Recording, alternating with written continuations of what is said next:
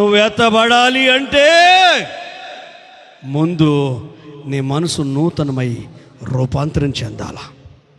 దేవుని సన్నిధిని, దేవుని వాక్యాన్ని, దేవుని ఆలోచనను భయముతో, వణుకుతో స్వీకరించగలగాల. ఈ భౌతిక పరిస్థితులు చూడకు.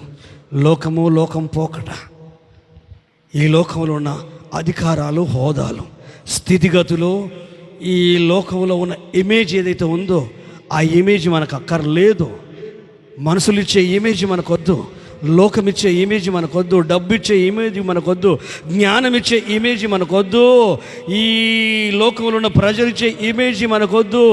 యేసయ్య ఒక ఇమేజ్ని ఇచ్చి వెళ్ళాడు. ఆయన సారూప్యమే ఇమేజ్ అంటే, రూపమే. ఆయన రూపము, ఆయన స్వభావం, ఆయన గుణగణాలు, ఆయన వ్యక్తిత్వము, ఆయన అభిషేకము, ఆయన అడుగుజాడలు మన ముందుంచిపోయాడు.